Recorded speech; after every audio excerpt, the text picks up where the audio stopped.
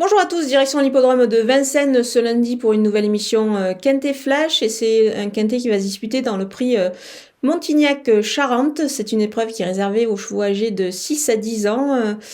C'est évidemment à l'attelé sur la distance dite classique de l'hippodrome de Vincennes, c'est-à-dire les 2700 mètres, un seul poteau de départ. Avant le coup, je pense qu'on peut s'appuyer sur des bases quand même assez solides. On va voir tout ça avec mon analyse.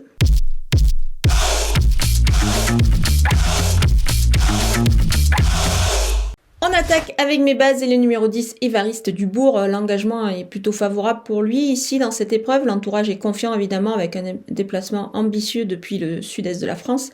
Donc je pense qu'ici il peut pourquoi pas viser la victoire. Le numéro 3, Marcelo Wib, il revient bien, il est déféré des 4 pieds ici. Je pense que tous les feux sont ouverts pour qu'il réalise une belle performance. Moi, je pense que ça peut être tentant aussi de le jouer en The Show, c'est-à-dire trouver le deuxième de l'épreuve sur le site theturf.fr. Pour cela, vous ouvrez un compte et vous utilisez le code promo FlashTurf qui défile en bas de votre écran pour bénéficier des 250 € de bienvenue. Le numéro 1, Aloiseka, c'est une rentrée pour ce bon élément, mais je pense qu'il est capable de bien faire d'entrée de jeu. Il est pieds nus. Associé à Franck Nivard, on peut dire que ça sent quand même plutôt bon avant le coup.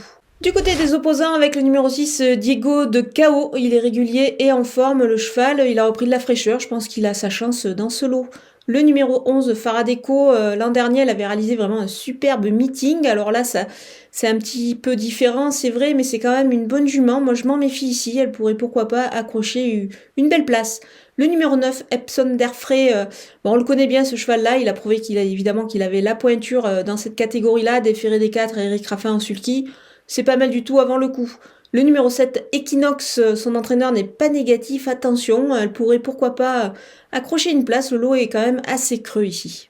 Mon coup de poker, c'est le numéro 4, Fine Colline, c'est une jument que j'aime beaucoup, je pense qu'elle est capable de se racheter totalement ici, elle est déférée des antérieurs, ainsi déchaussée, elle est extra, et Mathieu Abrivard évidemment au sulky, c'est toujours, ça se passe plutôt bien entre eux. Donc moi je pense qu'elle est capable ici de jouer vraiment un joli rôle. Donc on va la retenir quand même assez haut. Du côté des outsiders cette fois, avec le numéro 5, Elite de Giel, elle doit un petit peu rassurer, mais bon, il faut quand même s'en méfier. Elle a déjà réalisé des performances plutôt intéressantes dans ce registre, donc attention à elle. Le numéro 2, Charlie Delaunay, il doit lui aussi également se montrer un petit peu rassurant. Mais attention, il est pieds nus, alors certes, dans quelques temps, il y aura la finale du GNT où il va se présenter en tête, c'est le 4 décembre prochain, donc voilà, on va s'en méfier quand même ici. On termine avec les délaissés et le numéro 12 d'Imo d'Ocagne.